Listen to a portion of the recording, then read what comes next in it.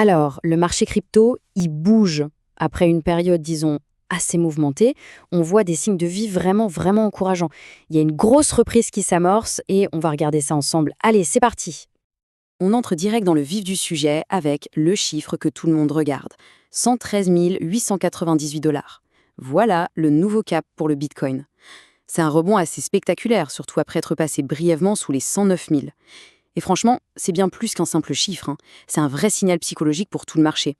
Et attention, cette vague, elle ne concerne pas que le Bitcoin. Pas du tout. Ethereum suit juste derrière, il repasse la barre des 4150 dollars.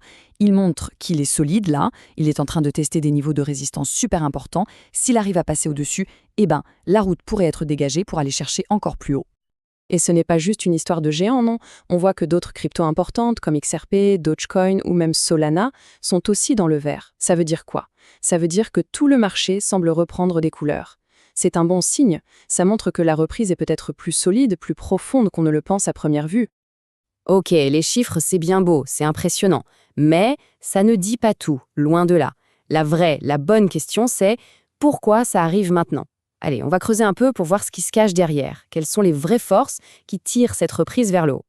La première piste, comme souvent, c'est de suivre l'argent. Et là, les données de la blockchain, elles sont sans appel. Les plus gros portefeuilles, ce qu'on appelle les baleines, sont en train d'acheter, massivement. Et ces achats, ça crée une sorte de filet de sécurité, un plancher solide pour les prix. C'est un peu comme un rempart qui protège le marché après les grosses secousses de la semaine passée. Et juste pour qu'on soit tous sur la même longueur d'onde, une baleine, c'est quoi exactement?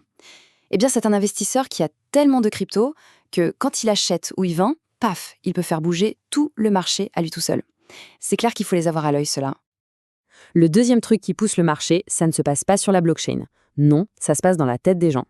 Il y a un indicateur, le Fear and Greed Index, l'indice de peur et d'avidité, qui est un peu le baromètre de l'ambiance générale. Eh bien, il vient de passer de peur extrême à neutre. Pour le dire simplement, la panique est en train de disparaître et la confiance, elle, commence tout doucement à revenir. Bon, maintenant, attention, faut bien s'accrocher. Parce que oui, la tendance est bonne, mais le mois de septembre, il va être absolument dingue. Il y a des événements financiers énormes qui arrivent et ça pourrait secouer le marché très, très fort. Premier gros morceau, le 30 septembre. Ce jour-là, 1,6 milliard de dollars, oui, milliards, vont être distribués aux créanciers de l'ancienne plateforme FTX. C'est une somme juste colossale qui va atterrir sur les comptes des investisseurs. Et là, la grande question, c'est qu'est-ce qu'ils vont faire de tout cet argent? Et si on regarde dans le détail comment cette somme va être répartie, il y a un truc qui saute aux yeux. Oubliez les gros créanciers une seconde. Les plus petites créances, elles, vont être remboursées à 120%. 120%! C'est complètement inattendu. Et pour être honnête, c'est assez généreux pour une faillite, non? Mais attendez, ce n'est pas fini. Loin de là. Pendant ce même mois de septembre, le marché va devoir encaisser la plus grosse vague de token unlocks, de déverrouillage de tokens de toute l'année. On parle de 4,5 milliards de dollars. Concrètement, ça veut dire que des quantités énormes de crypto, qui étaient bloquées jusqu'à présent, vont soudainement pouvoir être vendues, et ça peut mettre une sacrée pression à la baisse sur les prix. Et dans le lot, on a des gros noms, Sui, Arbitrum, Layer 0, Optimism, pour n'en citer que quelques-uns. Chaque projet, c'est une vague de dizaines, parfois même de centaines de millions de dollars qui arrivent. L'impact de tout ça mis ensemble, ça va forcément être énorme. Ok, on va prendre un peu de hauteur maintenant. Pour vraiment piger la direction que prend le marché, il faut assembler toutes les pièces du puzzle.